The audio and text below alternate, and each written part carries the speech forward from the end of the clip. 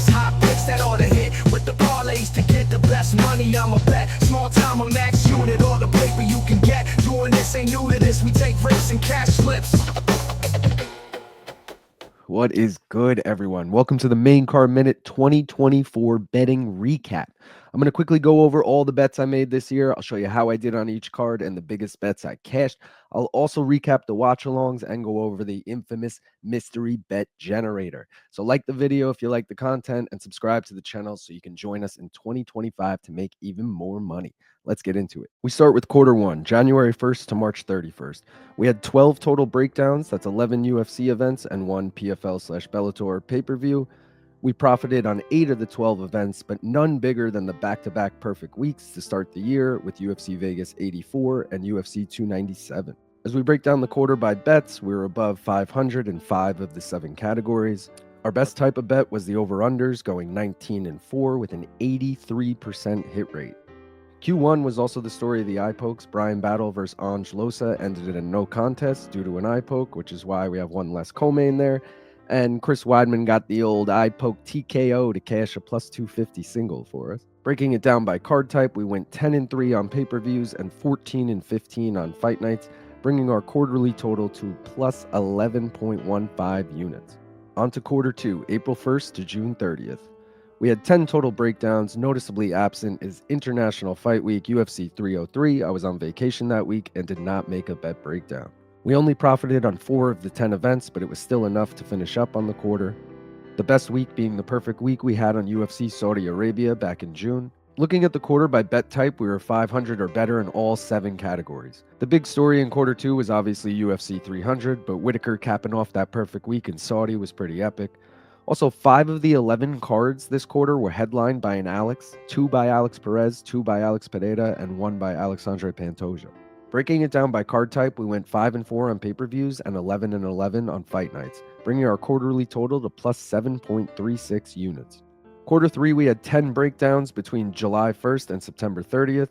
We profited on 6 of the 10 events, but none bigger than the perfect Noche UFC week. We finished 500 or better in 5 of the 6 categories and exceeded quarter 1 success rate on the over-unders to an 85% hit rate. Once again, Noche UFC at the Sphere was the highlight of the quarter in which we called both and new champions. Breaking it down by card type, we went 5-4 on pay-per-views and 9-12 on fight nights, bringing our quarterly total to plus 3.72 units. Last but not least, quarter 4, October 1st to December 31st. We once again had 10 total breakdowns and only profited on 4 of the 10, but still finished up on the quarter thanks mostly to the perfect week of UFC Vegas 99. Breaking down the bets by type, we finished 500 or better in 4 of the 5 categories. We had Pereira put a beating on Roundtree and Prates continuing his rise amongst other stories this quarter. Breaking it down by card type, we went 5-7 on pay-per-views and 8-9 on fight nights, bringing our quarterly total to plus 1.41 units. As we look at the yearly totals by bet type, over-under was by far our best bet, going 79-25 on the year. That's a 76% hit rate. We also had good success on main and co-mains and decent success on the moneyline bets. As we break it down by card type, we went 25-18 on pay-per-views and 42-47 on fight nights. Good enough for plus 23.64 units on the year. And looking at singles versus parlays, we still finished up on parlays by almost 6 units despite having an under 500 record, but we had way more success with singles, going 35-29 and accounting for 75% of our total winnings. And of all the singles we gave out, none were bigger than these. Ain't no stress, we just clocking them checks. The best plus money bets in 60 seconds or less. First up, Rob Font moneyline over Kyler Phillips at UFC Vegas 99 in October. He was a plus 360 underdog and helped complete a perfect night of that card. Second best bet has to be Diego Ferreira over Mateusz Rebecki at UFC St. Louis back in May. We got him at plus 330 and he put a beating on Mateusz. Third best bet is pictured here, GM3 over Edmund Shabazian at UFC Vegas 96 in August. At plus 260, the odds just really didn't make sense and I hope everyone hopped all over that. Fourth best bet is our boy, he's still our boy, Chris Weidman over Bruno Silva, UFC Atlantic City in March.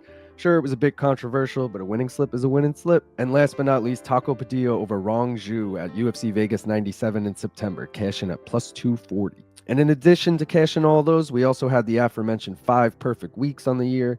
UFC Vegas 84, UFC 297, UFC Saudi Arabia, Noche UFC, and UFC Vegas 99. Congrats to anyone who tailed those. And in addition to all the bet breakdowns I give out every week, my boy Gaff Pierre joins me for watching bet-alongs for every card, in which we give out even more bets. Let's take a look at all those. If you think we ain't hitting, then your chance is slim. It's victory bung race with Luke and Gaffney Jim.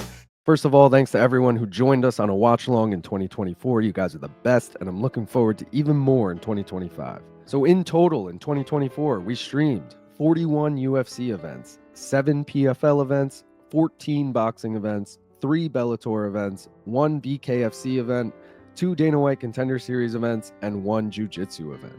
That is 68 total watch-alongs and over 255 bets placed. But no bets were bigger than these. First up, Mads Burnell over Clay Collard at PFL 5 back in June. This was a live bet in round 2 in a fight that Mads was clearly winning. I jumped all over it at plus 400. Next up, we got Joseph Parker over Zheli Zhang back in March at plus 350. This was also a live bet halfway through the fight, in a fight that Parker was definitely up on the scorecards. Next up, my boy Jose Valenzuela over Pitbull Cruz back in August at plus 330.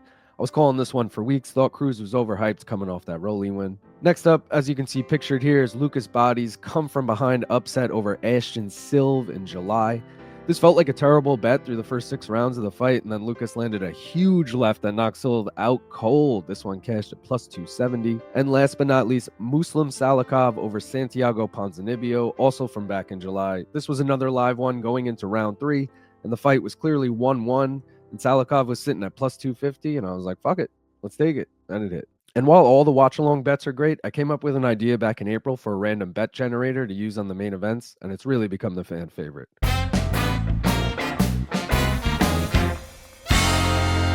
So how does it work? Fighters, methods of victory, and over-unders are randomly placed behind each letter. Viewers then blindly vote in the live chat poll for A, B, C, or D. After each fight, we reveal the winning vote for each leg. We bet on the final parlay prop regardless of the odds. It sounds like the type of thing that would never work, and the record doesn't impress much. We went 8-44 in 2024, but all 8 of those wins had such great odds that we still finished up plus 22.27 units in mystery bets. Here's all 8 that hit in order of when they hit. To start it off, Ryan Garcia upsetting Devin Haney by decision at plus 2,000. The bet generator was 0-4 at this point, and I didn't know if it would ever even last. Next up, we had Linton Vassell upset Valentin Moldavsky by decision at plus 900. The biggest bet generator hit was DDP by sub and over 3.5 rounds over Izzy.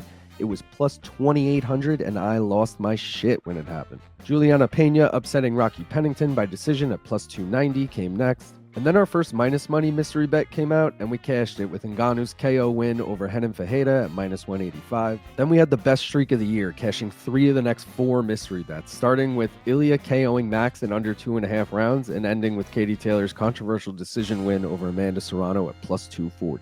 Between the success of the bet breakdowns, the good times we all had on the watch-alongs, and the intrigue of the mystery bets that came this year, I really hope to see you all next year in 2025. Thanks for watching. I'm worth 100,000 like Woodrow. When a ball call me Wilson, going overboard at the Hilton.